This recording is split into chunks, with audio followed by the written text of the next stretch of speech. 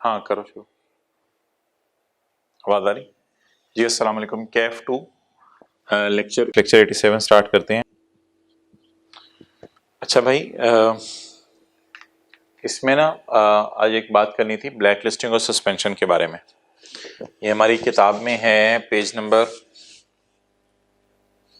470 पे, सस्पेंशन और black listing. इसमें मैं कुछ घर से लिख के लाया हूँ ऑलरेडी, तो मैं इंशाल्लाह आपको लिखवाऊंगा। अच्छा मुझे ये बताओ कि एक होता है वार्निंग मैसेज और फिर एक होती है पनिशमेंट, ऐसे ही है।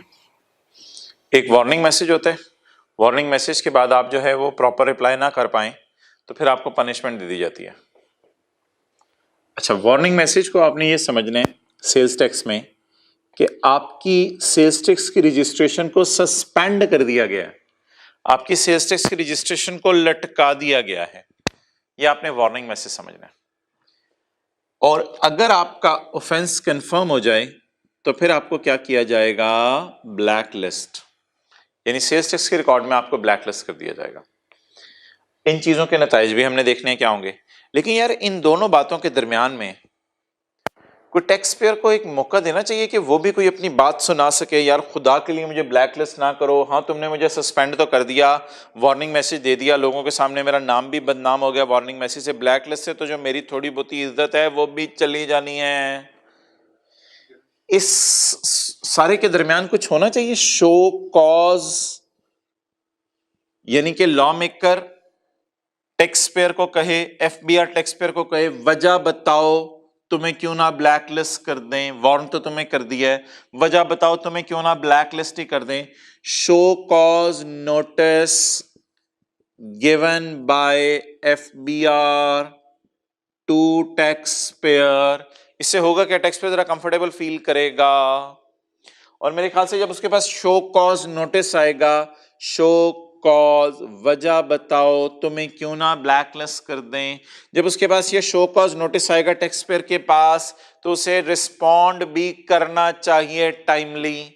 भाई ये मेरा रिस्पॉन्स है इसके बारे में, अगर रिस्पॉन्स मुतमईन हो तो शायद इसको ब्लैक लिस्ट ना किया जाए, और अगर रिस्पॉन्स अजीब सा हो तो शायद इसको ब्लैक लिस्ट कर दिया जाए। अच्छा, keeping in view all this, एक सिनेरियो सा लेते हैं। एक बंदा ना टैक्स में कुछ अजीब सी हरकतें कर रहा था जो टैक्स वालों को अजीब सी लग रही थी। सेल्स करता था, अपनी सेल्स पर टैक्स जमा नहीं करवाता था, या जिस एड्रेस के ऊपर होना चाहिए था वहां मौजूद नहीं होता था। इस किस्म की कुछ हरकतें सामने आई नजर। तो टैक्स वालों ने क्या किया? ऑर्डर ऑफ सस्पेंशन दे दिया। क्या दे दिया? वार्निंग का एक ऑर्डर दे दिया, order of suspension. Order of suspension issue कर दिया टैक्स वालों ने ऑन 1 मार्च 2019, ऑन 1 मार्च 2019। आप लोगों को बुक से देखने की कुछ जरूरत नहीं है, आप लोगों ने व्हाइट बोर्ड की तरफ से, मैं अगर कभी स्क्रीन की तरफ चला जाऊं या बुक से कोई चीज पूछूं तो वो आप लोगों ने बुक से देख के नहीं बतानी, क्योंकि आपका फ्रेश माइंड है। ऐसे ब्लैंक यानी कि साफ सफेद कागज के ऊपर आपने चीजें अपने जहन में नोट करनी है। Order of suspension issued on 1 मार्च। किसने किसको किस चीज का ऑर्डर दिया? एफबीआर ने टैक्स पेयर को कहा है कि हम तुम्हारी रजिस्ट्रेशन लटकाने लगे हैं, अभी तुम्हें ब्लैकलिस्ट नहीं कर रहे। इसके बाद अगला काम भी एफबीआर वाले ही करेंगे, ये भी एक तहरीरी ऑर्डर उसके घर चला जाएगा, अब वो मेंटली प्रिपेयर हो जाएगा। इसके बाद एक और तहरीरी काम रिटर्न फॉर्म में टैक्स वाले एक और इसके घर ऑर्डर भेजेंगे, उसको ऑर्डर नहीं कहेंगे, उसे कहेंगे नोटिस। टैक्स वाले कहेंगे हमने तुम्हें वार्न कर दिया है, अब वजह बताओ क्यों ना तुम्हारे खिलाफ एक्शन लिया जाए और तुम्हें ब्लैकलिस्ट कर दिया जाए। अब इसमें दो पॉसिबिलिटीज हैं। टैक्स वालों ने show cause notice is not issued, भूल गए, show cause notice is not issued by 8 मार्च 19। 7 दिन के अंदर अंदर, अभी मैं आपको जगह पढ़ाऊंगा, 7 दिन के अंदर अंदर वो शो कॉज नोटिस एफबीआर वालों ने इशू करना होता है। यानी 7 दिन के अंदर अंदर टैक्स वाले कहेंगे यार वो आपकी वार्निंग हमने दिया था, तो हमें 7 दिन अब हमारे पास है, हम जरा देख लें आपने क्या गड़बड़ की थी। वो सारी चीजें लिस्ट डाउन करके ना अब आपके घर एक नोटिस आ रहा है जिसमें हम वजह बताने लगे हैं कि एक्चुअली आपको क्यों सस्पेंड किया गया था। पहले आपके रजिस्ट्रेशन को सस्पेंड कर दिया जाएगा, फिर आपके घर शो कॉज नोटिस आएगा, ऑर्डर ऑफ सस्पेंशन भी डाकिया टैक्स पेयर के घर लेके आएगा, और शो कॉज नोटिस भी डाकिया टैक्स पेयर के घर लेके आएगा। यार वजह बताओ कि तुम्हें क्यों ना ब्लैक लिस्ट कर दिया जाए। लेकिन टैक्स वाले सुस्त थे, एफबीआर वाले सुस्त निकले। शो कॉज नोटिस बिशारों ने इशू ही नहीं किया 8 मार्च तक। लॉ मेकर आगे बढ़ा और लॉ मेकर ने कहा टैक्स पेयर जा मजे कर, रिलैक्स हो, सस्पेंशन ऑर्डर को फाड़ के फेंक दे। Suspension order will be void, suspension order will become void ab initio. मतलब कि सस्पेंशन ऑर्डर की अब कोई हैसियत नहीं है। इनिशो का मतलब है शुरू से ही अज्यूम किया जाएगा आपको सस्पेंड किया ही नहीं गया। अगली पॉसिबिलिटी क्या हो सकती है? एफबीआर वाले चुस्त थे। क्या मतलब है? एफबीआर वालों ने सस्पेंशन ऑर्डर भेजा आपके घर, और आपके घर सस्पेंशन ऑर्डर भेजने के बाद 7 दिन के अंदर अंदर आपके घर नोटिस आया, शो कॉज, वजह बताएं क्यों ना आपके खिलाफ एक्शन लिया जाए, शो कॉज, और क्यों ना आपको ब्लैकलिस्ट कर दिया जाए। यानी अब एफबीआर वाले एफिशिएंट थे, तो शो कॉज नोटिस, ये नोट नहीं करना आपने, इज इशूड बाय 8 मार्च, और 7 दिनों के अंदर अंदर उन्होंने आपके घर शो कॉज नोटिस भेज दिया। अब बता दें हम कहां खड़े हैं। टैक्स पेयर घर बैठे, उसके हाथ में क्या पड़ा है? Show cause notice. Show cause notice में लिखा हुआ है वजह बताएं क्यों ना आपके खिलाफ एक्शन लिया जाए। आपने 100 वाली गाड़ी 117 की नहीं बेची, 114 की बेची है। आपके पते पे हम गए थे, आप पते पे मौजूद नहीं थे, बताएं क्यों ना आपको ब्लैकलिस्ट किया जाए। अच्छा, टैक्स पेयर को रिस्पॉन्स करने का टाइम देना चाहिए हमें, या टैक्स पेयर अगले दिन ही आकर रिस्पॉन्ड कर दे? टाइम देना चाहिए थोड़ा सा उसे, उसने भी अपने को आर्ग्यूमेंट्स लेने होंगे ना। तो टैक्स पेयर रिस्पॉन्डेड किसको? टैक्स अथॉरिटीज को। टैक्स पेयर रिस्पॉन्डेड इन 15 डेज, ये एक सवाल है। Tax payer responded in 15 days of show cause notice. भाईजान ये जब हो रहा हो ना, तो आपने ये व्हाइट बोर्ड यहां से लेके यहां तक कवर किए रखना है बस, ठीक है। एक रिकॉर्डिंग में मैं यहां चला गया था तो फिर व्हाइट बोर्ड यहां तक कवर हो रहा था, मैं पीछे चला भी जाऊं, आपने बस कैमरे को यहां से यहां तक रखो और कुछ भी ना करो, आप कैमरे को छोड़ दो अपने हाल पर। Tax payer responded in 15 days of show cause notice. अच्छा, यस, टैक्स पेयर ने रिस्पॉन्ड कर दिया। अच्छा बच्चा हो तो, बुरा बच्चा हो तो नो। अच्छा, जब टैक्स पेयर ने रिस्पॉन्ड कर दिया 15 दिन के अंदर अंदर, तो क्या जरूरी है टैक्स वाले उससे मुतमईन हो जाएं, या गैर मुतमईन भी हो सकते हैं जवाब से? गैर मुतमईन भी हो सकते हैं। तो आगे इधर ना कैमरा लेके आना, आगे फिर 2 पॉसिबिलिटीज होंगी। यस में आगे जो रिप्लाई आया है किसकी तरफ से? From tax payer as satisfactory. क्या टैक्स पेयर ने सेटिस्फैक्ट्री रिप्लाई कर दिया? यस। टैक्स पेयर के जवाब से वो मुतमईन हो गए। वो कहते हैं मैं पते पे इसलिए मौजूद नहीं था कि मेरी बेटी की शादी थी, तुम लोग आए थे, मादरत इस वजह से पते पे मौजूद था। रिप्लाई सेटिस्फैक्ट्री हो गया। अब ऐसी सूरत में क्या करें? ऑर्डर ऑफ सस्पेंशन, जो उसको हमने भेजा था, order of suspension will be revoked, वो वापस ले लिया जाएगा। और थोड़ा सा फर्क है, यहां लिखा था वो समझा जाएगा ऑर्डर इशू ही नहीं किया, और यहां लिखा हुआ है वो इशू तो आप कर दिया हुआ हमने, और वो क्या किया था? रिवोक कर दिया जाएगा, कैंसिल कर दिया जाएगा। अच्छा जी, कहानी में दोबारा चलो। सस्पेंशन ऑर्डर कब आया? 1 मार्च को। एफबीआर एफिशिएंट था, सस्पेंशन ऑर्डर के 7 दिनों के अंदर अंदर उसने एक सफा भेजा जिस पे लिखा हुआ था वजह बताओ तुम्हें क्यों ना ब्लैकलिस्ट कर दें। ये तो वार्निंग थी एक तरह की, वजह बताओ तुम्हें क्यों ना ब्लैकलिस्ट कर दें। टैक्स पेयर ने 15 दिनों में वजह बता दी, वो वजह से टैक्स वाले सेटिस्फाई हो गए, तो इसका ऑर्डर ऑफ सस्पेंशन फारिग हो गया। अब रिलैक्स करें। लेकिन reply from tax payer is satisfactory, no, उसका रिप्लाई सेटिस्फैक्टरी नहीं था, इधर उधर की बातें कर रहा था, इधर उधर की बातें कर रहा था। ऐसी सूरत के अंदर जो है वो इसको सजा मिलेगी। सजा क्या मिलेगी वो आपने देखनी है। ऐसी सूरत में इसको एक सजा मिलेगी। वो सजा क्या मिलेगी? ही विल बी ब्लैक लिस्टेड। लेकिन सबर, ऐसी सूरत में उसका ऑफेंस हो जाएगा कंफर्म। बोलो बोलो बोलो, ऑफेंस इज कंफर्म, क्योंकि रिप्लाई सेटिस्फैक्टरी नहीं है ना।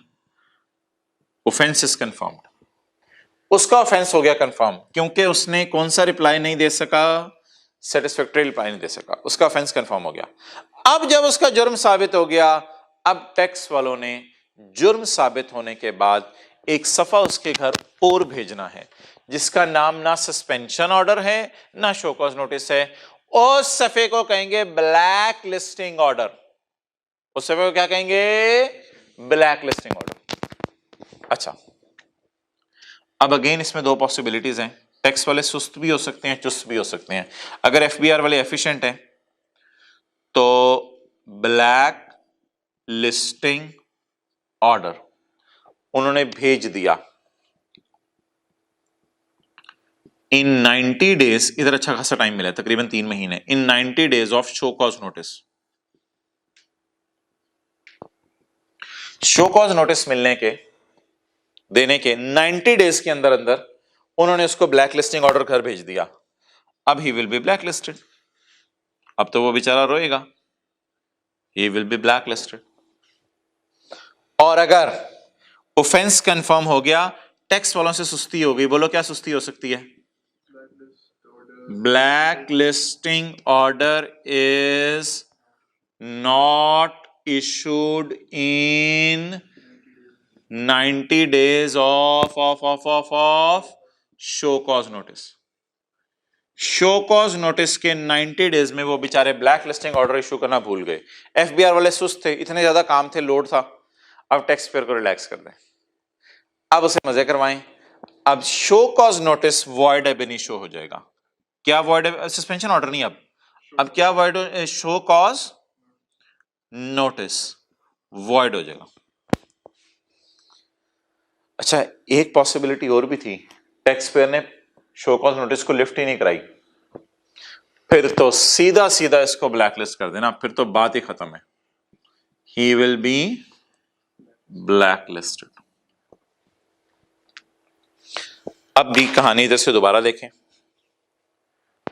वार्निंग मैसेज लोगों को दिए जाते हैं। वार्निंग मैसेज के बाद पूछा जाता है वजह बताओ क्यों ना तुम्हें ब्लैकलिस्ट कर दिया जाए। फिर लोगों को ब्लैकलिस्ट कर दिया जाता है। ये ब्लैकलिस्ट करना पनिशमेंट है और सस्पेंड करना एक तरह की वार्निंग है। एक बंदा था, टैक्स के एतबार से कुछ अजीब अजीब हरकतें कर रहा था। एफबीआर वालों को नजर आ गया। एफबीआर वाले सबसे पहला काम क्या करेंगे? ऑर्डर ऑफ सस्पेंशन इशू करेंगे ऑन 1 मार्च। अब एफबीआर वालों को चाहिए जल्द अज जल्द उसके घर शो कॉज नोटिस भेज दें, वजह बताओ तुम्हारे खिलाफ क्यों ना एक्शन लिया जाए। टैक्स पेयर एफबीआर वाले सुस्त थे। एफबीआर वाले शो कॉज नोटिस इशू करना भूल गए 8 मार्च तक। अब क्या करें? एफबीआर वालों की सुस्ती है, अब टैक्स पेयर को तो सजा नहीं मिलनी चाहिए। अब suspension order will become, suspension order void है। अब टैक्स पेयर मजे करे, कोई इसके घर सस्पेंशन ऑर्डर नहीं आया। वो दूसरी पॉसिबिलिटी क्या है? टैक्स वालों ने आपके घर सस्पेंशन ऑर्डर भेजा और उसके 7 दिन के अंदर अंदर उन्होंने आपको शो कॉज नोटिस भेज दिया, वजह बताओ क्यों ना तुम्हें ब्लैकलिस्ट कर दें। आपको 15 दिन मिले वजह बताने के लिए, लेकिन आपने फिर भी वजह नहीं बताई, चलो ब्लैकलिस्ट करो। आपको 15 दिन मिले वजह बताने के लिए, आपने बता दी वजह और वजह से वो मुतमईन हो गए तो कुछ भी नहीं होगा आपके खिलाफ। आपको 15 दिन मिले वजह बताने के लिए, आपने वजह बता दी, जवाब से वो सेटिस्फाई नहीं हुए, उन्होंने कहा आपका जुर्म साबित हो गया है। अगर एफबीआर वाले show cause black listing order को शो कॉज नोटिस के 90 दिन में इशू कर दें तो फिर आप ब्लैक लिस्टेड हैं, वरना आपको रिलैक्सेशन मिल जाएगी, वरना आपका शो कॉज नोटिस वॉइड हो जाएगा। तो ये जरा ध्यान से रखना, ये बात कहां एंड हो रही है। ये बात क्या चीज? का मतलब हो गया कि देना नोटिस उसकी तरफ पहुंचा। हाँ, वो फिर उसकी रिलैक्सेशन अवेलेबल है। आ जाओ इधर भाई। अब ये नोट करने की जरूरत नहीं, पेज 471, ऑर्डर ऑफ सस्पेंशन आपको कब रिसीव हुआ है? 1 मार्च को। एफबीआर वाले निकले सुस्त, शो कॉज नोटिस इशू करना भूल गए 7 दिन में। जहां बात कंक्लूड हो वहां येलो हाइलाइटर हम यूज करेंगे। अब suspension order will become void ab initio, कहानी खत्म। लेकिन एफबीआर वाले एफिशिएंट भी तो हो सकते थे। शो कॉज नोटिस उन्होंने इशू कर दिया बाय 8 मार्च। अब नीचे सोचो क्या होगा, शो कॉज नोटिस इशू कर दिया, अब टैक्स पेयर को रिप्लाई देना पड़ेगा। टैक्स पेयर ने रिप्लाई कर दिया 15 दिन में, लेकिन वो टैक्स पेयर ने 15 दिन में रिप्लाई करना था ऑफ शो कॉज नोटिस, लिख लें आगे बुक में। टैक्स पेयर ने रिप्लाई करना था 15 दिन के अंदर शो कॉज नोटिस के, लेकिन टैक्स पेयर ने कहा देखी जाएगी, छोड़ो परे, मैं भी रिप्लाई नहीं करता, ही विल बी ब्लैकलिस्टेड। ये कहानी खत्म हो गई यहां पे। लेकिन ऐसी भी तो पॉसिबिलिटी हो सकती है कि टैक्स पेयर 15 दिन में रिप्लाई कर दे और उसके रिप्लाई से टैक्स वाले मुतमईन हो जाएं, तो ऐसी सूरत में टैक्स पेयर को रिलैक्स करें और कहानी खत्म करें, उसका ऑर्डर ऑफ सस्पेंशन रिवोक करें, यानी वो सस्पेंड नहीं हुआ। और अगली पॉसिबिलिटी, आपने शो कॉज नोटिस भेजा 8 दिन में, 7 दिन में, उसने 15 दिन में रिप्लाई भी कर दिया, रिप्लाई उसका मुतमईन नहीं हुए आप, अब आप उसका मुजर्म साबित हो गया। अब एफबीआर वालों को चाहिए कि ब्लैक लिस्टिंग ऑर्डर इशू कर दें 90 दिन में शो कॉज नोटिस के, तो फिर वो ब्लैक लिस्ट है। लेकिन अगर एफबीआर वाले ब्लैक लिस्टिंग ऑर्डर इशू ना कर सके 90 दिन में शो कॉज नोटिस के, तो फिर show cause notice void ab initio है। डन। अच्छा, इधर टीपी हैप्पी होगा, टैक्स पेयर, इधर भी टैक्स पेयर हैप्पी होगा, इधर टैक्स पेयर सैड होगा, इधर भी टैक्स पेयर सैड होगा, लेकिन इधर टैक्स पेयर क्या होगा, हैप्पी होगा। तो देख लें जो जो चीजें मैंने लिखी हुई हैं उनमें से कोई लिखनी है तो।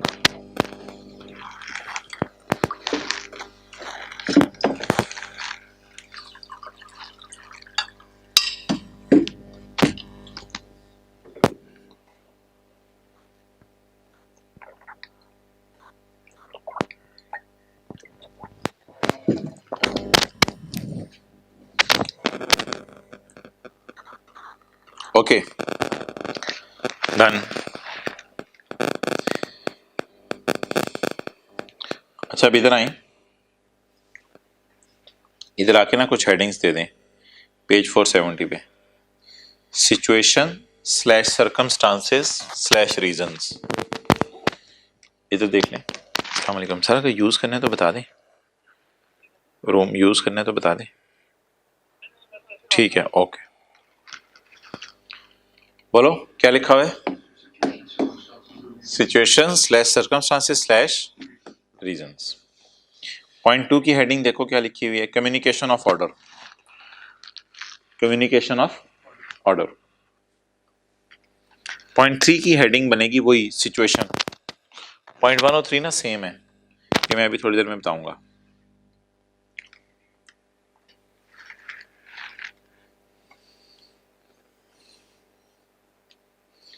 अच्छा, इसके बाद 4 और 5 क्या है?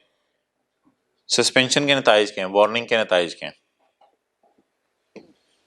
अच्छा, अब ऊपर रीजन और सिचुएशंस थी सस्पेंशन की, नीचे हैं रीजन और सिचुएशंस ब्लैक लिस्टिंग की, ABCD। Reason / situations of black listing. और आगे सफ़े के एंड पे आए, 4, 5 और 6। ये हैं जी consequences of black listing, blacklisting के कॉन्सिक्वेंसेज। डन। चलें जी, शुरू करें।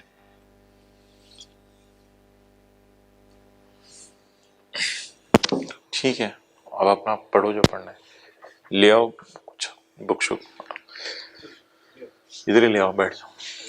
वेयर कमिश्नर इज मुतमईन, वेयर कमिश्नर इज मुतमईन, data registered person has issued a fake invoice. एक बंदे ने 2 नंबर बिल इशू किया है, यानी होंडा एटलस कार ने सर आसिफ को गाड़ी बेची और उस बिल में 30 लाख कि 35 लाख 10 हजार की बजाय 30 लाख के 32 लाख लगा दिए, fake invoice, evaded tax, tax मारा है और कमिटेड अ फ्रॉड या फ्रॉड किया है, रजिस्ट्रेशन में बी सस्पेंडेड। अभी उसकी रजिस्ट्रेशन क्या करनी है आपने, सस्पेंड करनी है।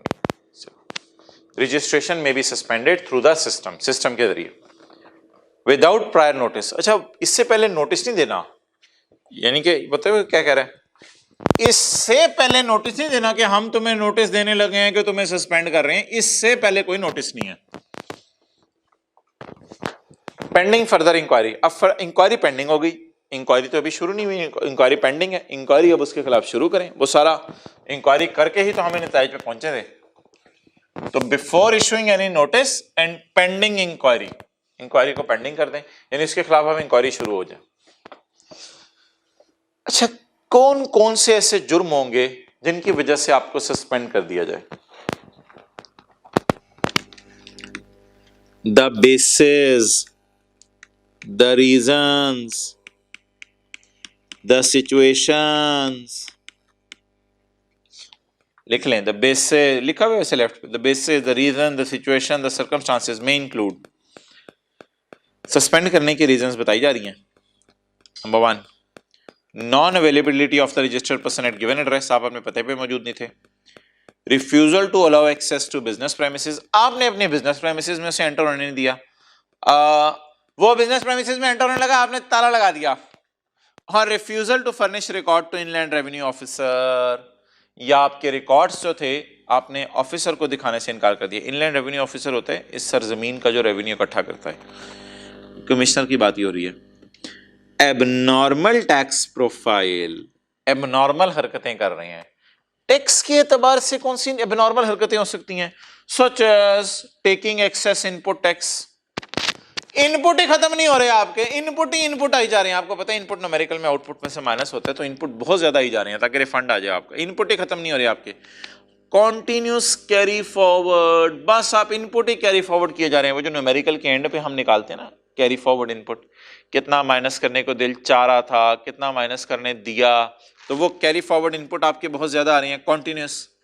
और सडन इंक्रीज इन सेल, आप कह रहे होंगे sir sudden increase in sale तो कोई परेशानी वाली बात नहीं है, बल्कि सडन इंक्रीज इन सेल से तो एफबीआर को फायदा होगा। हाँ, आपकी बात ठीक है यार, सडन इंक्रीज इन सेल से एफबीआर को फायदा होगा, लेकिन असल में बात पता है क्या है, ये जो सडन इंक्रीज इन सेल होती है ना, इससे टैक्स वालों के जहन में एक सवाल आता है कि क्या पास्ट में भी इंक्रीज इन सेल हुई हुई है, शायद इस पाई हुई है, तो इस वजह से ये भी एबनॉर्मल हरकतें हैं। तो 3 एबनॉर्मल हरकतें याद करें।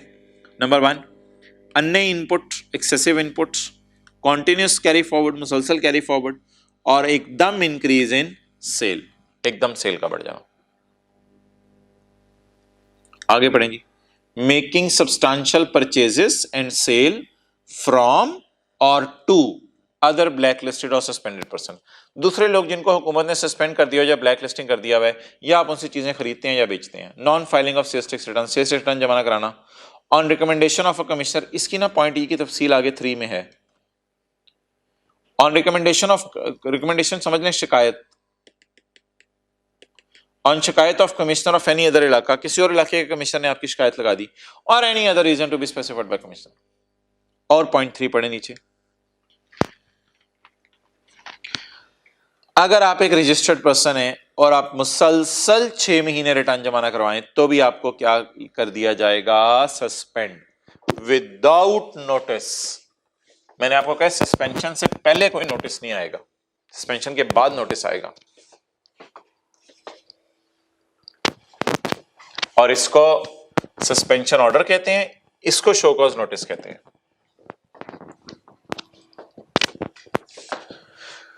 जो बंदा मुसलसल 6 महीने रिटर्न जमा ना करवाए, लिख लें, रॉयल फैन ने 6 महीने रिटर्न जमा नहीं करवाई, रॉयल फैन ने 6 महीने रिटर्न जमा नहीं करवाई, करवानी तो चाहिए थी। अच्छा, रॉयल फैन ने 6 महीने रिटर्न जमा मुसलसल नहीं करवाई, इसको सस्पेंड कर दिया जाएगा। लिख लें, रॉयल फैन ने 6 महीने रिटर्न जमा नहीं करवाई, इसको सस्पेंड कर दिया जाएगा।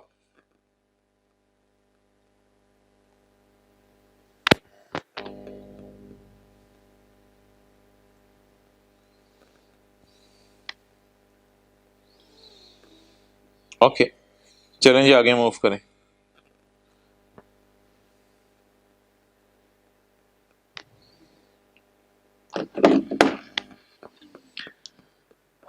अच्छा यार, ये suspension order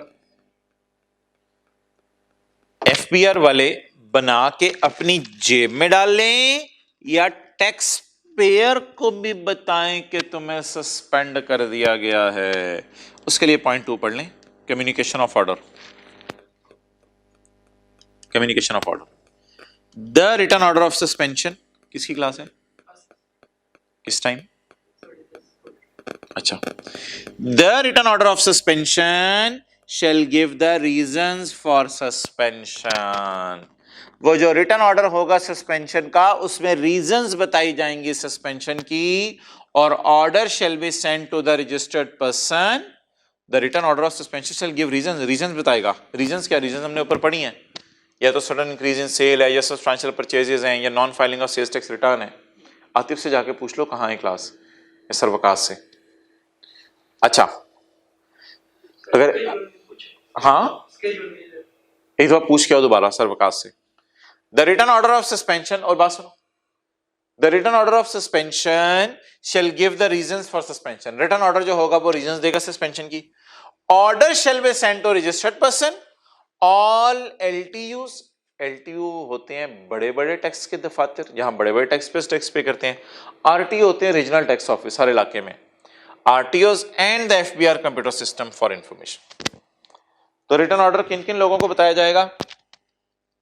number 1 registered person को, बड़े बड़े इलाके वालों को, छोटे छोटे इलाके वालों को, और एफबीआर के कंप्यूटर सिस्टम में। क्लियर? नेक्स्ट आगे चलें जी। अब यार ये हमने देखने के कॉन्सिक्वेंसेस क्या होंगे सस्पेंशन के। अब हमने ये देखना है कॉन्सिक्वेंसेस क्या होंगे सस्पेंशन के। कॉन्सिक्वेंसेस सुनिएगा सस्पेंशन के क्या होंगे। ये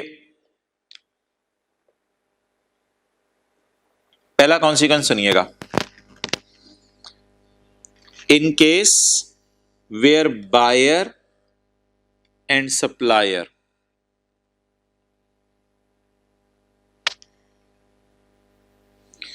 अच्छा ये जरा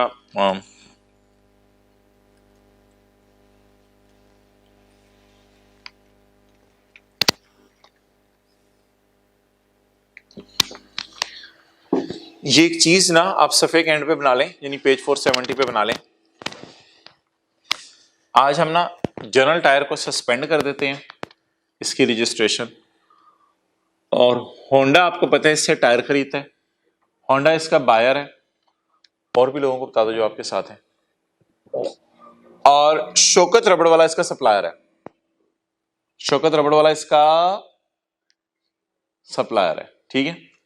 अब बता दो यार, जो जनरल टायर वाला होगा वो टायर होंडा को जो बेचेगा, तो वो जनरल टायर वाला होंडा को टायर आसमान से मटेरियल खरीद के भेज देगा, या किसी से रबड़ खरीदेगा फिर उसे टायर में कन्वर्ट करेगा? किसी से खरीदेगा ना रबड़।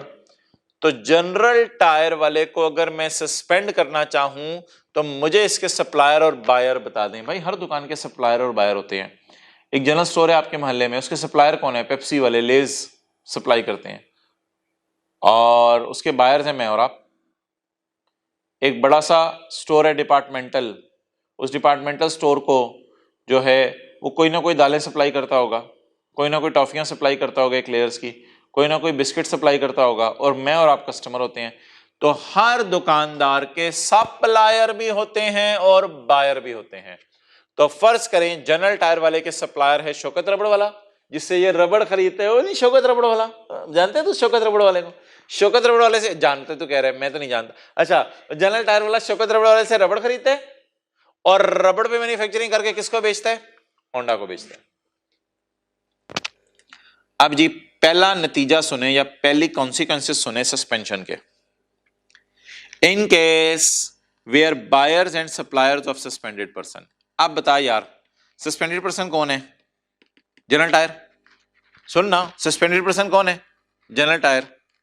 और उसके बायर कौन है? होंडा। होंडा उससे टायर खरीदेगा। और उसके सप्लायर कौन है? शौकत रबड़ वाला। Excellent. Clear? In case where the Honda and where the Shaukat Rabdwala of General Tire belongs to an other इलाका। अच्छा बात सुन, सोबत के असरात होती है, सोबत के असरात होते हैं, नहीं होते सोबत के असरात। नेक लोगों की सोबत में बैठेगा नेक काम करेगा, बुरे लोगों की सोबत में बैठेगा बुरे काम करेगा, सोबत के असरात होते हैं। अच्छा मुझे बता दो, क्या जनरल टायर वाला कोई बुरी हरकतें कर रहा होगा जिसकी वजह से इसको सस्पेंड किया, और इसके पास होंडा वाले और शौकत आता रहता होगा? क्या इन दोनों के ऊपर इसके नतायज पड़ सकते हैं? पड़ सकते हैं। तो क्या कह रहे हैं वो law maker? In case the buyers and suppliers of General Tyre belong to another इलाका, पता चले इनका मेन दफ्तर गुजरांवाले में है, इनका दफ्तर जो है वो कराची में है। In case where the suppliers and buyers of suspended person belong to other इलाका and they are to be suspended as well, और उनको भी वार्निंग देनी है। द कमिश्नर, अब कमिश्नर क्या करे? shall inform chief commissioner. भाई एक ना कमिश्नर का भी अब्बू होता है, वो आज मैं आपको बता रहा हूं, कमिश्नर का भी अब्बू होता है, उसे कहते हैं चीफ कमिश्नर। ये ना कमिश्नर से हायर रैंक में होता है। द कमिश्नर शैल बता chief commissioner to start case, initiate proceeding का मतलब लिखें to start case for suspension and blacklisting of them। them से क्या मुराद है? buyers और suppliers।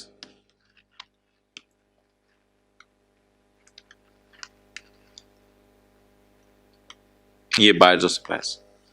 तो पहला खतरनाक नतीजा बताएं क्या होगा सस्पेंशन का? कि हो सकता है कमिश्नर चीफ कमिश्नर को बताए कि होंडा कार्स वाले और शौकत रबड़ वाला भी इसकी दुकान पे आते जाते रहते हैं, तो इनको भी हमने क्या करना है? सस्पेंड करना है। क्लियर? अच्छा अगली सजा यार आपने सुननी है, वो बड़ी मजे की सजा है। अगली सजा ये है कि फर्ज करो होंडा की बात करता हूं पहले। आउटपुट क्या होता है? Cell into 17%। होंडा ने अपनी सेल पे 17 लगाया, 200 आया। होंडा के इनपुट में टायर खरीदे हुए जनरल टायर से, वो डेड हो जाएंगे, और होंडा के इनपुट में अगर इंजन इंपोर्ट किया हुआ है वो डेड नहीं होगा, क्योंकि होंडा ने टायर ऐसे बंदे से खरीदे हैं जिसको सस्पेंड कर दिया गया, वार्निंग दे दी गई है। हाँ अगर बाद में वार्निंग उल्टा ली जाए तो होंडा को ये इनपुट माइनस भी करने दिया था, वो अलग बात है, उसको छोड़ें। अब 200 माइनस 40 आएगा 160। तो ये नोट कर लें होंडा को क्या सजा दी जाएगी? होंडा की क्या सारी परचेजेस जो है इग्नोर कर दी जाएंगी, या होंडा का वो वाला इनपुट डिसअलाउ होगा जिस पर उसने टैक्स पे नहीं किया, सॉरी जिस पर जो उसने बुरे बच्चे से परचेजेस किए? तो होंडा ने बुरे बच्चे से परचेजेस की हो तो वो उसकी डेड हो जाएंगी। अच्छा फर्ज करें यार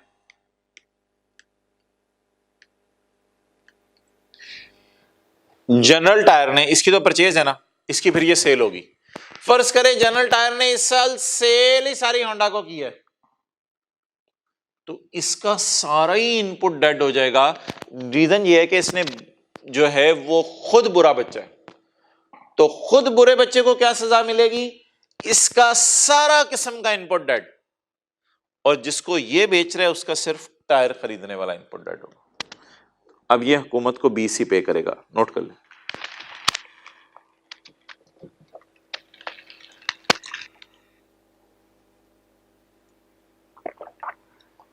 जी किसकी क्लास है? किसकी क्लास है?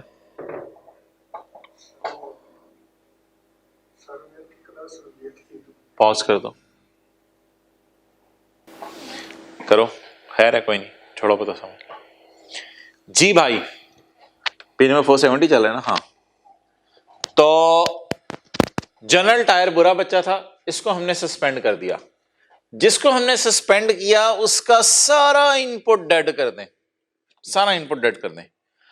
और आपको पता है होंडा वाले जनरल टायर से टायर खरीदते हैं, इतना तो पता है ना, होंडा वाले जनरल टायर से टायर खरीदते हैं क्योंकि जनरल टायर को हमने सस्पेंड कर दिया हुआ है।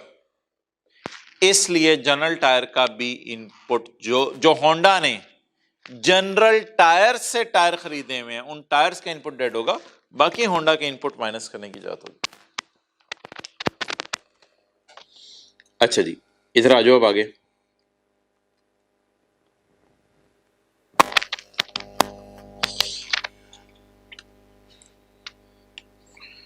पॉइंट 6 नहीं 0.5, no input shall be minus to suspended person. ये देखो, सस्पेंडेड पर्सन को किसी भी किस्म का इनपुट माइनस नहीं करने की जरूरत। ये तो इसकी बात हो गई, किसकी बात हो गई?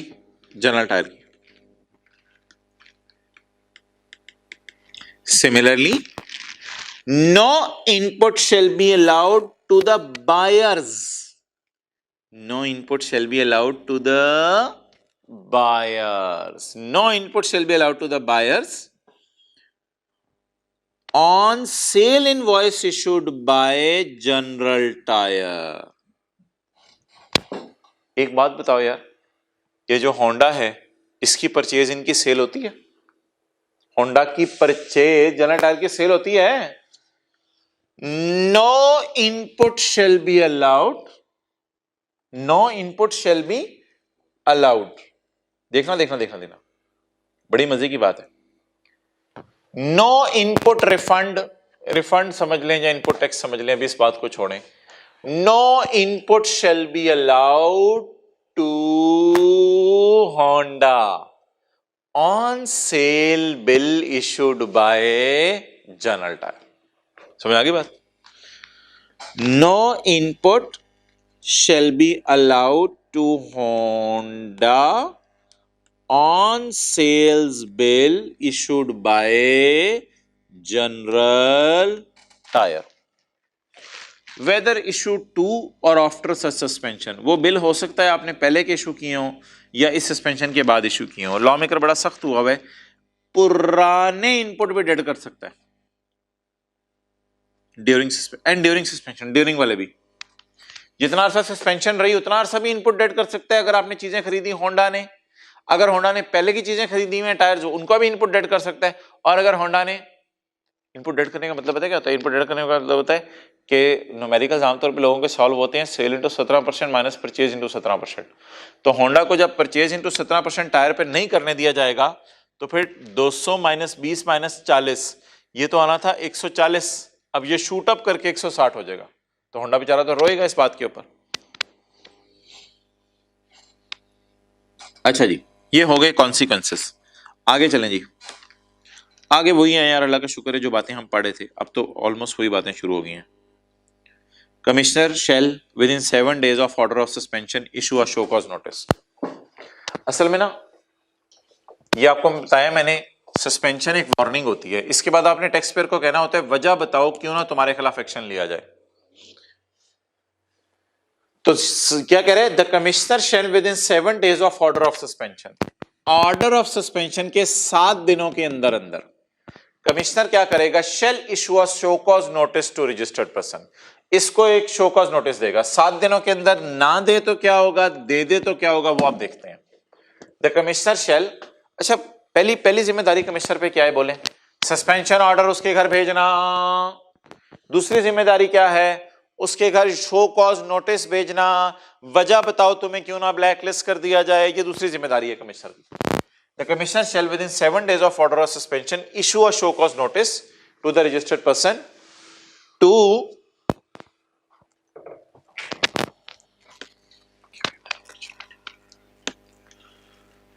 गिव हिम, टू अफोर्ड का मतलब लिख लो, to give him an opportunity of hearing. तो क्या करेगा जी कमिश्नर? बोले कमिश्नर शैल विद इन,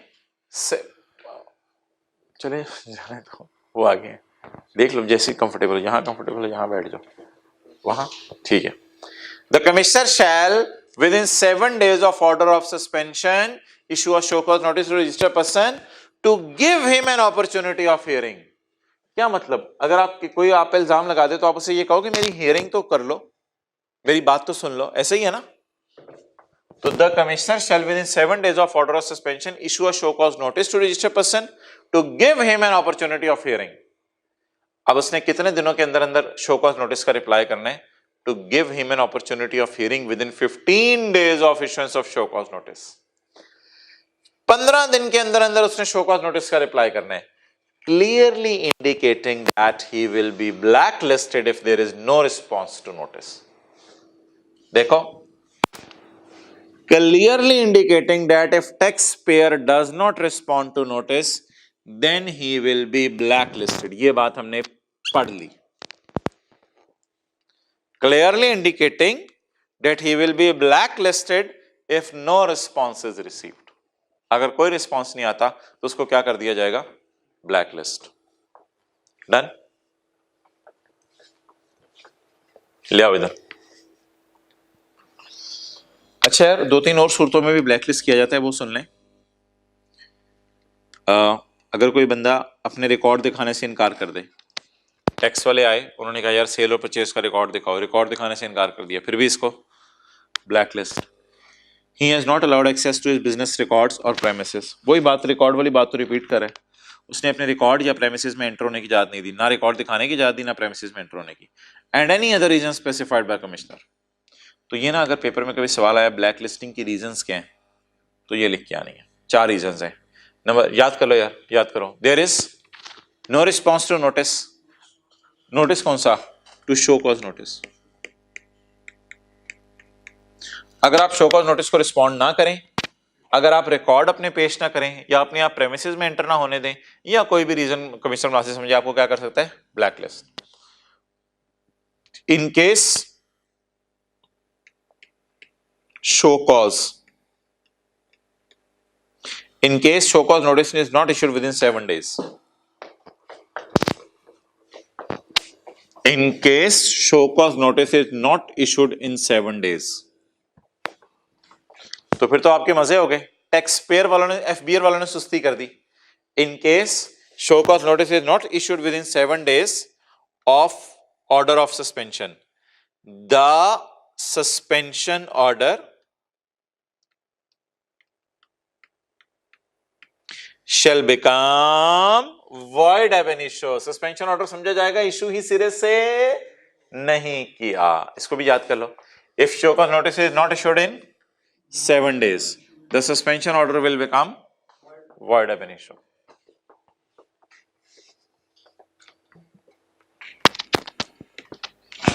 यार ये बीच में उसने कैसी बात कर दी। If suspended person is not available at given address, अगर सस्पेंडेड पर्सन गिवन एड्रेस पे अवेलेबल नहीं है तो द शो कॉज नोटिस, फिर उसे कैसे शो कॉज नोटिस दें? May be affixed on main notice board of. अगर आप बड़े टैक्स पेयर हैं तो एलटीयू का दफ्तर अलग होता है, अगर आप छोटे टैक्स पेयर हैं तो रीजनल टैक्स ऑफिसेज होते हैं।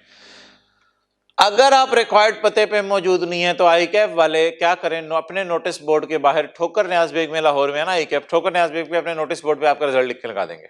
सिमिलरली अगर आपको सस्पेंड किया जाने लगा है और आप अपने रिक्वायर्ड पते पे मौजूद नहीं है तो the show cause notice may be fixed on the main notice board of LTU और आरटीयू। तो बड़ा टैक्स ऑफिस या रीजनल टैक्स ऑफिस में कि मेन नोटिस बोर्ड पे शो कॉज नोटिस लिख के लगा दिया जाएगा। ये तो ऐसे ही एक उसने बात कर दी बीच में कि शो कॉज नोटिस कैसे दें उसे। Next point 9, on receipt of reply to notice. On receipt of, अच्छा ये भी हमारा कवर हो गया सिनेरियो, जो कवर होते जा रहे हैं उन्हें मैं क्लोज कर रहा हूं।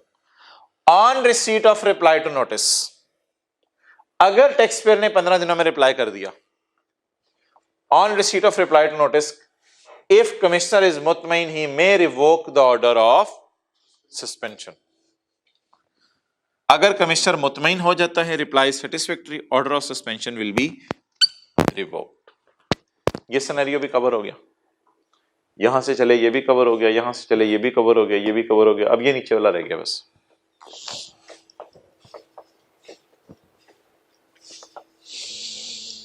अच्छा जी, if offense is confirmed, if offense is confirmed,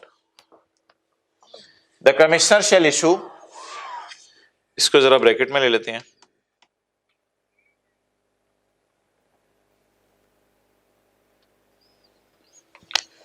if offence is confirm the commissioner shall issue, ये जो मैं बार बार बोल रहा था इनपुट डेड हो जाता है, इसको इनपुट नॉट अलाउड समझ लो, जैसे बिजनेस के चैप्टर में नहीं तो खर्चे माइनस करने की जरूरत नहीं, ये उस तरह की चीज है। अच्छा ज़हन मेरा उधर चला गया एकदम। If the offence is confirm the commissioner shall issue इसको छोड़ो अभी, shall issue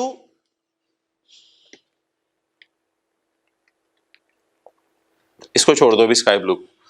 if the offence is confirm the commissioner shall issue order for black listing. If the offence is confirm तो ब्लैक लिस्टिंग ऑर्डर इशू कर दिया जाएगा and will start legal and penal action, jail में डाला जाना penal action, and will start legal and penal action. Clear? अच्छा ये 1 को 3 की सजरा मिला के पढ़ो। The order of black listing shall be issued within 90 days of issue of show cause notice, ये काट दो, otherwise it shall become void ab initio.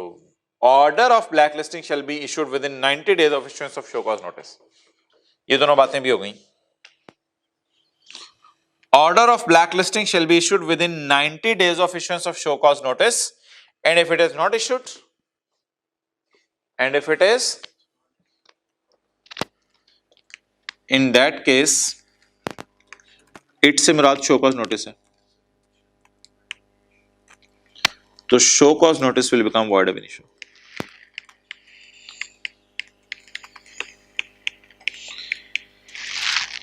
Okay पढ़ें जी। अगर ऑफेंस कंफर्म हो जाए, स्काई ब्लू को छोड़ें, if the commissioner shall issue order for black listing and shall start the legal and penal action, the order of black listing shall be issued within 90 days of issuance of show cause notice, otherwise show cause notice will become फारग, otherwise show cause notice फारग हो जाएगा। Clear? अच्छा जी, अब आप इधर आए और इधर आके पूरी बात की समरी बता दें। सस्पेंशन ऑर्डर के 7 दिन के अंदर शो कॉज नोटिस इशू कर दिया गया, ना किया गया तो सस्पेंशन ऑर्डर फारिग, अगर कर दिया गया और टैक्स पेयर का 15 दिनों में रिप्लाई नहीं आया तो ब्लैकलिस्ट कर दिया जाएगा, अगर टैक्स पेयर का 15 दिनों में रिप्लाई आ गया और रिप्लाई मुतमईन था तो कुछ भी नहीं किया जाएगा, अगर रिप्लाई मुतमईन नहीं था तो शो कॉज नोटिस के 90 दिन में ब्लैक लिस्टिंग हो गई, तो ब्लैक लिस्ट ना हुई तो फिर शो कॉज नोटिस वॉइड अब इनिशियो। अच्छा ये जो ब्लैक लिस्टिंग ऑर्डर आया आपके घर, ये black listing order self speak करेगा, सेल्फ स्पीक। फर्ज कर लो ये ब्लैक लिस्टिंग ऑर्डर वाला सफाई, फर्ज कर लो ये ब्लैक लिस्टिंग ऑर्डर वाला सफाई, ये सफा आपके घर आ गया, ये ब्लैक लिस्टिंग ऑर्डर वाला सफाई, ये सफा आपके घर आ गया। जैसे ही आप इस सफे को टच करोगे ना, ये सेल्फ स्पीक करेगा। पुराने जमाने में ईद के कार्ड बोलते थे, ईद का कार्ड खोलते थे तो अंदर म्यूजिक बजता था। आपके जमाने में है ये, सुना देखा है? नहीं, बहुत पुराने जमाने की बात कर रहा हूं। तो उसमें उन्होंने सल गाया होता था, म्यूजिक बजता था ईद का कार्ड खोलने पे। तो ये जो ऑर्डर है ना ब्लैक लिस्टिंग ऑर्डर, ये मैंने तो सफेद पकड़ा हुआ है टिश्यू, लेकिन वो ऑर्डर ब्लैक होता है। अच्छा ये जो ब्लैक लिस्टिंग ऑर्डर है ना, ये जैसे ही आपके पास आएगा, आप इसे जैसे ही टच करेंगे ना, सेल्फ स्पीक करेगा।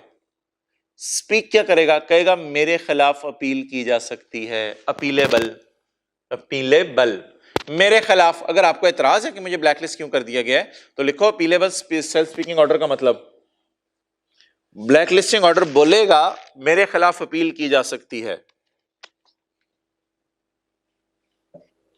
ब्लैकलिस्टिंग ऑर्डर बोलेगा मेरे खिलाफ अपील की जा सकती है। सर ये बोलता भी है? सर सीरियसली क्लास होती थी ना, मैं पूछता था, 2-3 बच्चे हाथ खड़े करते थे, हम समझ रहे थे बोलता है। और भाई बोलता नहीं है, ये एक अजम्पशन है कि जैसे ही आप ब्लैकलिस्टिंग ऑर्डर को पकड़ेंगे ना तो आप एज्यूम करेंगे कि ये बोल रहा है। और क्या बोल रहा है? मेरे खिलाफ अपील की जा सकती है, करनी है करो, कोई मसला नहीं, आपको मुझे कोई इतराज नहीं, मेरे खिलाफ अपील कर दो कोर्ट में जाके। तो फिर कमिश्नर को तो इस पर बड़ा दुख होगा कि कमिश्नर ने आपको ब्लैकलिस्ट किया है और आपने जाके उसके खिलाफ कोर्ट में अपील कर दी। लेकिन आपका राइट है, आपको पता है पाकिस्तानी का राइट है, कोर्ट में जाके अपील कर दे, मुझे क्यों ब्लैकलिस्ट किया, मेरे अलावा और नहीं काले मिले थे ब्लैकलिस्ट करने के लिए। If the offence is confirm, commissioner से, इसको ब्रैकेट में ले लो बेटा, commissioner shall issue an order for blacklisting and start legal and penal action. अच्छा ऑर्डर ऑफ ब्लैकलिस्टिंग में होगा क्या क्या, इसकी हेडिंग पॉइंट 2 की बना लो।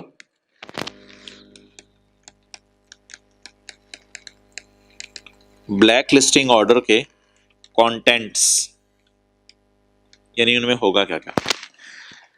The order of black listing contain reasons for black listing. Clear?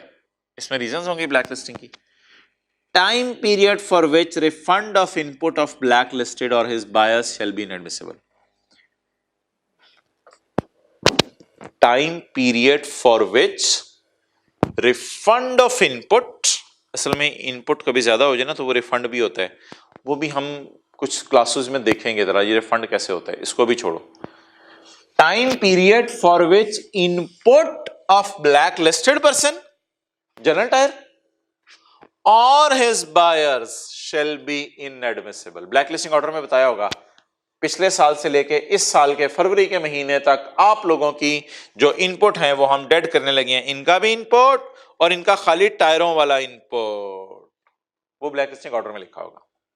The time period for which refund shall be inadmissible and any tax to be paid और penalties to be imposed. और इसके अलावा अगर आपने कोई tax वगैरह जमा कराना है वो भी बताया जाएगा इसमें। अच्छा मोहतरम, ये एक सेट खत्म हो गया, अब 2-3 लाइनें नीचे रह गई हैं। अब उन लाइनों में ना हमने इसकी बात का चर्चा करना है, लोगों को बताना है कि ये ब्लैक लिस्ट हो गया है, इसको बदनामी नहीं कहते, अब इसकी बदनामी करनी है कि ये ब्लैक लिस्ट हो गया है। यहां तक आप एक दफा जरा मुझे सारी बातें ना अंग्रेजी में याद करा दें। Where a commissioner is satisfied that a registered person issued a fake invoice, या उसने टैक्स फ्रॉड की है या उसने कुछ भी किया है ऐसा बुरा, तो रजिस्टर्ड पर्सन में बी सस्पेंडेड, आपको सस्पेंड कर दिया जाएगा। लेकिन सस्पेंशन से पहले कोई नोटिस नहीं आएगा, विदाउट प्रायर नोटिस, इससे पहले कोई नोटिस नहीं आएगा, बस सीधा आपके घर सस्पेंशन ऑर्डर आएगा। हाँ, अब आपकी इंक्वायरी शुरू हो जाएगी। बेसिस में include non availability of person at address, आप उस अपने पते पे मौजूद नहीं थे। Refusal to allow access to business premises, आप मौजूद तो हैं, प्रेमिसेस में एंटर नहीं होने दे रहे। एबनॉर्मल टैक्स हरकतें, मिसाल के तौर पे taking excessive import, continuous carry forward, sudden increase in sale, making substantial purchases from Shaukat और making substantial sale to Honda. फर्ज करें वो भी सस्पेंड या ब्लैक लिस्टिंग हो चुके हैं, तो उनकी अगर आप परचेज सेल करें उनसे तो भी ये गड़बड़ है। Non filing of sales tax return, लेकिन इसकी तफसील नीचे है पॉइंट 3 में कि मुसलसल 6 महीने आपने रिटर्न जमा नहीं कराई तो भी आपको सस्पेंड कर दिया जाएगा, और किसी और इलाके के कमिश्नर ने शिकायत लगा दी तो भी आपको सस्पेंड कर दिया जाएगा, या कोई भी रीजन मुनासिब समझे कमिश्नर, उस सूरत में आपको सस्पेंड कर दिया जाएगा। तो मोहतरम, देयर आर रीजंस, उनको याद करें। रीजंस बताएं सस्पेंशन ऑर्डर आने की। आप पते पे मौजूद नहीं थे, आप मौजूद थे लेकिन आपने एक्सेस नहीं दी अपने घर में एंटर होने की या अपनी दुकान पे एंटर होने की, आपने अपने रिकॉर्ड वगैरह दिखाने से इनकार कर दिया जिससे उसने लिखा है, फिर आपकी एबनॉर्मल टैक्स हरकतें हैं या आपकी सब्सटेंशियल परचेज सेल हैं ऐसे लोगों से जो खुद ब्लैक लिस्टेड हुए पड़े हैं, या 6 महीने आपने रिटर्न जमा नहीं करवाई, या किसी और इलाके के कमिश्नर ने आपको सजेस्ट कर दिया, आपकी शिकायत लगा दी, या और कोई भी रीजन, ABCDEFG के बाद इसको बेशक पेपर में पॉइंट 3 को एज एन H पॉइंट लिखाइएगा, हालांकि ये ई से वैसे लिंक्ड ही बनता है। अच्छा, ऑर्डर ऑफ सस्पेंशन टैक्स वाले अपनी जेब में डाल लें FBR वाले, या आपके घर भेजें? आपके घर भी भेजा जाएगा, और कहां कहां बताया जाएगा ये भी सुनो। The written order of suspension shall give the reasons for suspension, order shall be sent to registered person, आपको भी भेजा जाएगा, बड़े बड़े टैक्स के दफ्तरों में भेजा जाएगा और FBR के कंप्यूटर सिस्टम में भी डाल दिया जाएगा। अब बताओ सस्पेंशन के सजा। सस्पेंशन की सजा ये होगी कि हो सकता है अगर ये सप्लायर और बायर दूसरे इलाके में है तो फिर इस इलाके वाला कमिश्नर इन दोनों को बता देगा कि अब इनकी भी सस्पेंशन ब्लैक लिस्टिंग का हम सोच रहे हैं। एक ये सजा है। दूसरी सजा बड़ी सिंपल सी है, वो अंग्रेजी में याद करनी है। No input will be allowed to suspended person, बोलो no input will be allowed to. Similarly no input will be allowed to buyers of suspended person, उसको कोई सजा नहीं देनी, छोड़ें उसको। सिमिलरली नो इनपुट, उसको भी कुछ करेंगे अभी छोड़ें। नो इनपुट शौकत को, नो इनपुट विल बी, अभी होंडा को सजा दे, no input will be allowed to buyers of suspended person. Buyers of suspended person को इनपुट अलाउ नहीं होगा on the basis of sale bill issued by general tyre, on the basis of sale invoice issued by. और ये एक और बात इसमें है, पुरानी वाली परचेज भी डेड हो सकती हैं, अभी वाली भी और आफ्टर वाली भी, सस्पेंशन के बाद वाली भी। आगे बढ़ेंगे। अब सस्पेंशन खत्म हो गई, अब आगे मूव करें। Commissioner shall within 7 days issue a show cause notice. Show cause notice 7 days में इशू कर देगा and will allow him to come in 15 days। 7 days में से शो कॉज नोटिस इशू करेगा रजिस्टर्ड पर्सन को एंड उसको एक मौका देगा कि वो 15 दिन में आके अपने आप को डिफेंड कर ले। लेकिन अगर वो 15 दिन में ना आया तो उसको ब्लैक लिस्ट कर दिया जाएगा, अगर 15 दिन में ना आया, या अगर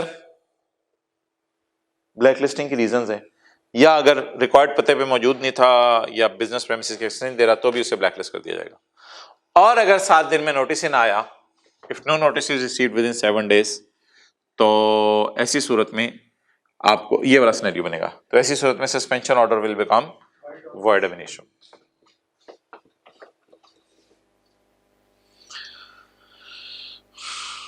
पॉइंट वी ट्रिपल आई बीच में ऐसे ही आ गया।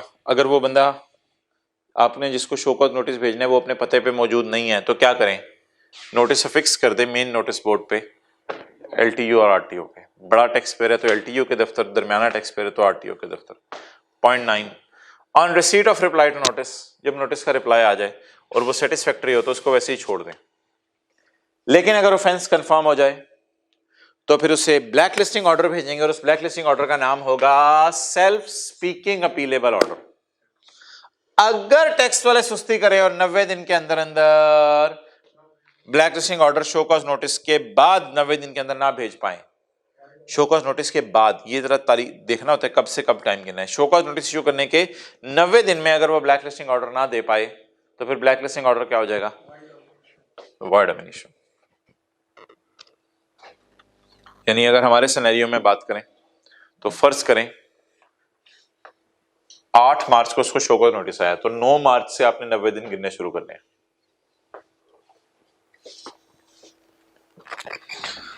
अब कुछ नहीं भाई, इसकी बदनामी का चर्चा करना है। Copies of black listing order लिखो इधर, ब्लैक लिस्टिंग ऑर्डर इधर, copies of black listing order, copies करा करा के बांटी जाएंगी इसकी बदनामी के लिए। Copies of black listing order shall be sent to registered person, all LTUs, all RTU, FBR computer system. सब में बता दें ये बंदा क्या हो गया, सारे बड़े बड़े टैक्स के दफ्तरों में, छोटे छोटे टैक्स के दफ्तरों में, एफबीआर कंप्यूटर सिस्टम में, और उस बंदे को भी बता दे तू क्या हो गया, काला लिस्ट। क्या हो गया, काला लिस्ट। ऑल, अब कॉपियां किसके पास पहुंच गई हैं, जो सेट बना बना के कॉपियों के भेजे हैं, फोटो कॉपियों के, किसके पास पहुंच गई हैं, एलटीयू आरटीओ के पास पहुंच गई हैं copies. All LTUs RTO shall circulate the copies of black listing order, order से मुराद black listing. All LTUs RTOs shall circulate the copies of blacklisting order along with list of sales invoices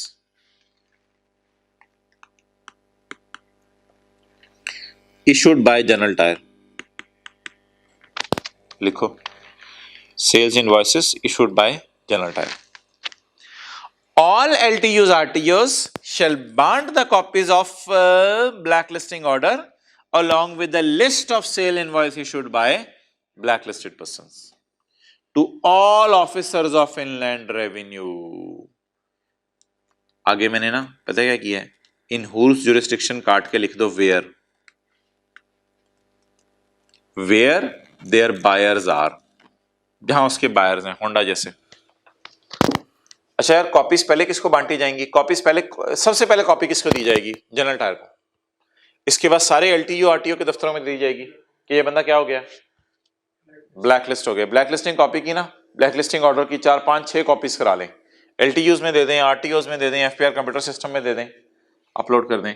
all एलटीयूज आरटीओज shell बांट the copies of order, फिर ये आगे बांटने का काम करेंगे along with a list of sale invoices issued by blacklisted person to all officers of inland revenue। असल में एलटीयू बड़ा टैक्स का दफ्तर होता है ना, उसमें कमिश्नर ज्यादा भी बैठे होते हैं, यहाँ बड़े बड़े टैक्स पे आके टैक्स जमा कराते हैं। तो all officers of inland revenue where their buyers are, किनके बायर्स हैं, जनरल टायर के। कौन है बायर, होंडा। तो मोहतरम फिर ये शिकायतें किस किस कमिश्नर को पहुंचेंगी, जिस कमिश्नर के इलाके में होंडा है। डन। इन द एंड उसने आखिरी बात लिखी है, हो सकता है अब हम सोचें कि इनको भी सस्पेंड कर दो। आखिर में क्या उसने बात लिखी है जाते जाते, हो सकता है अब हम सोचें कि होंडा को और शौकत को भी सस्पेंड कर दो। The officer receiving the list, list ऊपर से मिली है ना, ऊपर से लिस्ट आ रही है इनको। The officer receiving the list shall issue a show cause notice to registered buyer। अब शो कॉज नोटिस किसको इशू होगा, रजिस्टर्ड बायर्स को, फॉर रिजेक्टिंग इनपुट टैक्स। कि होंडा वजह बताओ तुम्हारा क्यों ना इनपुट डिडक्ट कर दे, ये होंडा वाला इनपुट, वजह बताओ तुम्हारा इनपुट क्यों ना डिडक्ट कर दे। ऑन सेल बिल, इनवॉइस होता है bill, on sale bill of blacklisted person and further decide the matter, और फिर मैटर डिसाइड किया जाएगा through self speaking appealable order. अगर होंडा को भी इस पे एतराज है तो इस ऑर्डर के खिलाफ क्या कर सकते हैं, अपील कर सकते हैं। अच्छा, ये 3 स्टेप्स दोबारा बता दो। Copies of order shall be sent to registered person, shall be LTU, RTOs and FPR computer system. All LTUs, RTOs shall circulate the copies to commissioner, to officers where their buyers are. अब पकड़ लो Honda को, अब Honda से पूछो तू वजह बता तुझे क्यों ना ब्लैक लिस्ट या सस्पेंड कर दिया जाए। द ऑफिसर्स, तरतीब से चीजें चल रही हैं। The officers receiving the list, ये वाले officers, the officers receiving the list shall issue notice to Honda, इधर लिख लो होंडा, रजिस्टर्ड पर्सन, बायर लिखा हुआ है मैंने, to Honda for rejecting input. इसका ये वाला इनपुट डेड होगा भाई, ये 20 रुपए वाला। अब तू वजह बता तेरा ये 20 रुपए वाला इनपुट क्यों ना डेड कर दें। होंडा ने कहा कौन सा 20, on sale bill issued by general tyre and further will decide the matter through self speaking. और इस ऑर्डर के खिलाफ अपील कर सकते हैं। जो शो कॉज नोटिस आपके घर आया है इसको ऑर्डर भी कहते हैं इस कॉन्टेक्स्ट में, तो इस ऑर्डर के खिलाफ आप अपील भी कर सकते हैं। डन।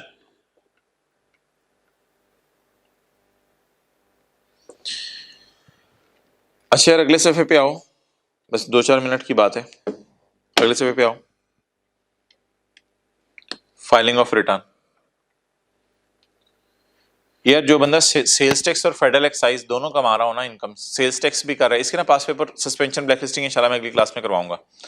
अच्छा मुझे ये बताओ, जो बंदा एक ही वक्त में सेल्स टैक्स का भी काम कर रहा है, फेडरल एक्साइज का काम भी कर रहा है, तो फर्ज करो सेल्स टैक्स में रिटर्न जमा कराने की तारीख है 15 और फेडरल एक्साइज में रिटर्न जमा कराने की तारीख है 18। तो अब ये मेजर एक्टिविटी फर्ज करो इसकी फेडरल एक्साइज की है। अब ये क्या करे, सेल्स टैक्स और फेडरल एक्साइज दोनों की रिटर्न ही 20 को जमा करा दे। और अगर सेल्स टैक्स की रिटर्न जमा कराने की तारीख है 15, फेडरल एक्साइज की रिटर्न जमा कराने की तारीख है 20, लेकिन इसकी मेजर एक्टिविटी सेल्स टैक्स की है, तो फिर ये 15 को रिटर्न जमा करा दे। Where a person operating in different sectors, where a person operates in different sectors and where different dates of filing of return have been prescribed in sales tax or federal excise, he shall file a single return for all sectors by the due date applicable to his major activity। तो major activity की due date तक को जमा करवाएगा। अच्छा यार, companies ने वैसे तो आपको पता ना सेल रिटर्न हर महीने जमा करानी होती है, लेकिन कंपनीज के लिए पता है क्या है, कंपनीज जो हैं वो प्राइवेट और पब्लिक, पब्लिक और प्राइवेट, पब्लिक जो मर्जी हो सकती है, लिस्टेड भी अनलिस्टेड भी, कंपनीज जो है ना वो फाइल किया करेंगी एक सालाना return for the financial year by the 30 September of following financial year. इसका क्या मतलब है, फॉलोइंग का क्या मतलब है, 30 जून 18 की रिटर्न कब जमा करवाएंगे, 30 सितंबर 18 तक, तब तो अगला फाइनेंशियल साल शुरू हो चुका है ना, फाइनेंशियल ईयर तो अगला शुरू हो चुका है। तो बोलो 30 जून 18 की रिटर्न कब तक जमा करवाएंगे, 30/9/18 तक। डन। ये लिख लो, ये इन एडिशन टू मंथली है,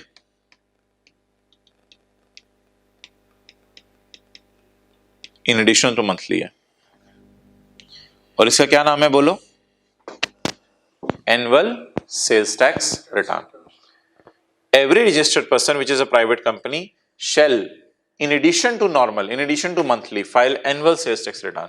फाइनल में ये एनुअल में ना बस पूरे महीनों की समरी होती है, ये पेपर में न्यूमेरिकली नहीं आ सकती, हमें सारे महीनों की समरीज होती हैं। अच्छा यार, इलेक्ट्रॉनिकली रिटर्न फाइल हो सकती है इलेक्ट्रॉनिकली।